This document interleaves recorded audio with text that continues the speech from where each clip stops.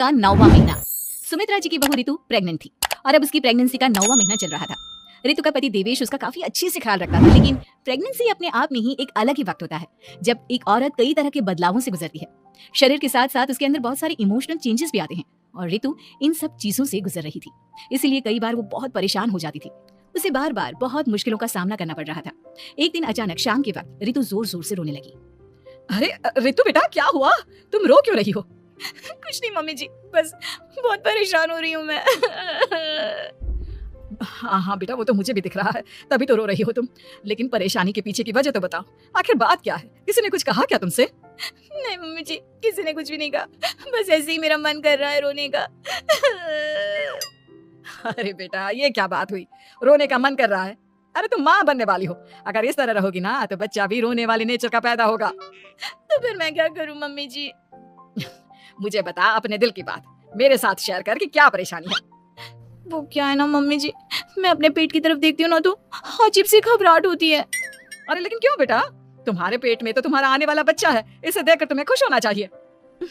Mummy जी वो क्या है ना, मेरा पेट इतना बड़ा हो गया है, शरीर की हालत ऐसी हो गई है तो सोच सोच कर डर लगता है कि मैं कभी फिर से पहले जैसे स्लिम और ब्यूटीफुल हो पाऊंगी क्या। अरे बेटा, ये तो कुछ दिनों की बात है, सब कुछ बिल्कुल पहले जैसा हो जाएगा। कुछ दिनों के बाद तुम्हें चिंता करने की कोई जरूरत नहीं होगी। ऋतु, क्या हुआ? तुम बार बार करवटें क्यों बदल रही हो? रात के 2 बज रहे हैं, सो जाओ ना आप। देवेश, नींद नहीं आ रही है, मैं ठीक से सो नहीं पा रही हूँ। अरे ये क्या, तुम तो उठकर बैठ गई। इस तरह बैठे बैठे पूरी रात बिताओगी क्या? क्या करूँ देवेश, पेट की वजह से जैसे ही लेटती हूँ अजीब सा लगने लगता है, ठीक से सो भी नहीं पाती। तुम एक काम करो, अपने पेट के बगल में एक तकिया लगा लो, तुम्हें ठीक से नींद आ जाएगी। वो भी करके देख लिया, अब तो लगता है जब तक बच्चा इस दुनिया में नहीं आएगा मैं ठीक से सो भी नहीं पाऊंगी। ऋतु, बच्चा आने के बाद कौन सा चैन की नींद सो पाओगी? कम से कम अब तो आराम कर लो। तुम सो जाओ देवेश, मैं बैठे बैठे ही अपनी नींद निकालूंगी। और फिर कुछ दिन के बाद सुमित्रा जी के घर पर कुछ परिचित लोग मिलने के लिए आते हैं। मम्मी जी, आप उन लोगों के साथ बैठकर बातें करिए, मैं सबके लिए चाय बना देती हूँ। अरे नहीं नहीं बेटा, मैं कर लूंगी, अभी तुम्हारी तबीयत ठीक नहीं है ना, तुम आराम करो। अरे मम्मी, घर के छोटे मोटे काम तो मैं करती हूँ ना, चाय बनाने में कैसी प्रॉब्लम? अच्छा ठीक है, अगर कोई परेशानी नहीं है तो बना दो चाय। और ये क्या बात है सुमित्रा जी, आप तो दादी बनने वाली हैं। हाँ जी, बस ठीक ठाक तरीके से मेरा पोता या पोती इस दुनिया में आ जाए तो चैन हो जाए। सही कहती हैं बहन जी, एक औरत के लिए ये वक्त बहुत मुश्किल होता है। वैसे बहू की तबीयत तो ठीक है ना? हाँ, तबीयत तो ठीक है, बस ऐसे ही थोड़ी बहुत परेशानी है जो इस वक्त होती है, उसी से गुजर रही है। पहली बार माँ बन रही है ना, कभी कभी परेशान हो जाती है। सुमित्रा जी रिश्तेदारों से बात करती है और उन्हें काफी देर हो जाती है। रिश्तेदारों के जाने के बाद, अरे ऋतु बेटा, तुम अभी तक किचन में काम कर रही हो? मैंने तुम्हें मना किया था ना, इतनी देर खड़े रहने की क्या जरूरत थी? मम्मी जी, वो मुझे लगा रात के खाने में देर हो जाएगी, इसलिए मैं साफ उधर बिजी थी तो मैं खाना बनाने लग गई थी। अरे बेटा, तुम तो बिल्कुल कुछ भी नहीं समझती, जरा अपने पैरों की हालत तो देखो। हाँ मम्मी जी, मुझे भी ना पैरों में बहुत भारीपन लग रहा है। ये भारीपन नहीं है, ज्यादा देर खड़े रहने की वजह से तुम्हारे पैरों में सूजन आ गई है। आप कमरे में जाकर आराम करो, चलो। और सुनो, अपने पैरों के नीचे ना तकिया लगा लेना, सर के नीचे मत लगाना, ठीक है? अपने कमरे में जाने के बाद, यार ये प्रेगनेंसी भी कितनी अजीब चीज है, कभी रोने का मन करता है, कभी हंसने का। घर में सब मुझे बहुत प्यार करते हैं, लेकिन प्रेगनेंसी की जो प्रॉब्लम्स मैं फेस कर रही हूँ वो मैं किसी को नहीं समझा सकती। ये सब कब ठीक होगा? और फिर एक रात अचानक ऋतु नींद में उठकर बैठ जाती है और अपने पूरे शरीर पर खुजली करने लगती है। देवेश की आंख खुलती है और वो ऋतु को इस तरह खुजली करते हुए देखता है। अरे क्या हुआ ऋतु, तुम ठीक तो हो ना? पता नहीं क्यों देवेश, लेकिन अचानक से पूरे शरीर में खुजली हो रही है। दिखाओ जरा मुझे। अरे लेकिन तुम्हारे शरीर पर तो कोई मच्छर के काटने की या किसी तरह के रैशेस भी नहीं है, फिर खुजली क्यों हो रही है? लगता है ये भी प्रेगनेंसी की कोई नई प्रॉब्लम है। अरे परेशान मत हो, मैं मम्मी को बुला कर लाता हूँ। सुमित्रा जी के आने के बाद, अरे क्या बात है बेटा, इस तरह क्यों खुजली कर रही हो? अचानक से क्या हो गया तुम्हें? मम्मी जी, ऐसा लग रहा है जैसे सर से पैर तक पूरे बदन में मच्छरों ने काट लिया हो। अरे लेकिन इसमें रोने की क्या बात है, चुप हो जाओ, सब ठीक हो जाएगा। हाँ, मैं बहुत परेशान हो गई हूँ, बस अब जल्दी से बच्चा इस दुनिया में आ जाना चाहिए ताकि मुझे इन सारी प्रॉब्लम से मुक्ति मिले। ऐसा नहीं कहते ऋतु, माँ बनना तो दुनिया की सबसे बड़ी खुशखबरी है और ये सारी परेशानियां तो सबके साथ होती है। जानती हूँ, लेकिन फिर भी क्या करूँ, रात को सो नहीं सकती, कभी पेट भर के खाना खा लेती हूँ तो उल्टी करने का मन करता है, ज्यादा देर खड़ी हो जाती हूँ तो पैर में सूजन आ जाती है, ज्यादा देर बाहर घूमने भी नहीं जा सकती वरना टॉयलेट की प्रॉब्लम। ये सब कब ठीक होगा? कुछ दिन और बीत गए और अब तक ऋतु का 9वां महीना खत्म होने का वक्त आ गया था। अब हर दिन ऋतु बस यही सोचती थी कि उसका बच्चा इस दुनिया में आने वाला है। हाँ, वो बात अलग थी कि वो कई तरह के इमोशनल चेंजेस से गुजर रही थी और फिर एक दिन अचानक, देवेश, मुझे ना चाउमीन खाने का मन कर रहा है। अभी रात के 12 बजे? अरे रितु, इस वक्त चाउमीन कहाँ से लेकर आऊंगा मैं? किसी होटल में फोन करो ना, कोई तो डिलीवर करता होगा ना इतनी रात को।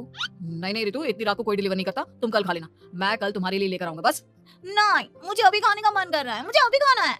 अच्छा अच्छा ठीक है, एक काम करो, मैं किचन में जाकर तुम्हारे लिए मैगी बना कर लाता हूँ, क्या पता उसे खाकर तुम्हारा मन ठीक हो जाए। हाँ ठीक है। देवेश रितु को मैगी बनाकर खिला देता है, लेकिन अगले दिन अचानक से रितु की तबीयत खराब हो जाती है। क्या हुआ है बहू को? बेटा तूने कुछ उल्टा सीधा तो नहीं खा लिया ना? मम्मी वो कल आधी रात को चाउमीन खाने की बात कर रही थी, तो मैंने इसे मैगी बनाकर खिला दी। अरे लेकिन एक बार मुझसे तो पूछ लेता, इसी वजह से उसे अजीब सा लग रहा है। कोई बात नहीं, वैसे भी बच्चा आने का वक्त पास आ गया है ना, इसलिए ये सब चीजें हो रही है। मेरे पेट में बहुत दर्द हो रहा है, जब से मैगी खाई है तब से पता नहीं क्या हो गया। अरे कुछ नहीं हुआ बेटा, बस कुछ दिन की बात और है, परेशान मत हो। चल हम तुम्हें ना डॉक्टर के पास ले चलते हैं। हॉस्पिटल जाने के बाद डॉक्टर साहब, मेरी बहू की तबीयत ठीक तो है ना? हाँ वैसे तो सब कुछ ठीक लगता है, डाइजेशन का प्रॉब्लम हो गया है, ऐसे वक्त में हो जाता है। प्रेगनेंसी की वजह से पेट के ऊपर बहुत प्रेशर आ जाता है, इसलिए डाइजेशन थोड़ा वीक हो जाता है, और उन्होंने रात के वक्त मैगी खा ली, इसलिए उनको ये प्रॉब्लम हो गया। डरने वाली कोई बात नहीं है। थैंक यू डॉक्टर साहब, अब हम इसका ध्यान रखेंगे। लेकिन अब रितु की डिलीवरी का वक्त पास आ गया है, आपको उनका पहले से भी ज्यादा ध्यान रखना होगा। मैंने चेकअप कर लिया है, 1 सप्ताह के अंदर रितु की डिलीवरी होने के पूरे चांस है। एक दिन अचानक किचन में काम करते करते रितु के पेट में बहुत तेज दर्द होने लगता है। देवेश, मम्मी जी जल्दी आइए। अरे क्या हुआ बहू, क्या हुआ तुम्हें? बहुत दर्द हो रहा है मम्मी, मेरे पेट में बहुत तेज दर्द हो रहा है, मुझसे खड़ा भी नहीं रहा जा रहा। इधर आ जाओ रितु, मैं तुम्हें बेड पर लिटा देता हूँ, सब ठीक हो जाएगा। बेटा मुझे लगता है इसकी डिलीवरी का वक्त पास आ गया है, अब हमें रितु को हॉस्पिटल ले जाना होगा। वैसे भी डॉक्टर ने कहा था कि 1 सप्ताह के अंदर डिलीवरी कभी भी हो सकती है। मुझे बहुत दर्द हो रहा है, ऐसा लग रहा है जैसे मैं मर जाऊंगी। प्लीज मुझे बचा लो देवेश। अरे रितु घबराओ मत, ऐसा कुछ नहीं होगा। हॉस्पिटल पहुंचने के बाद आप जल्दी से रितु को एडमिट करवा दीजिए और आप लोग बाहर वेट करिए।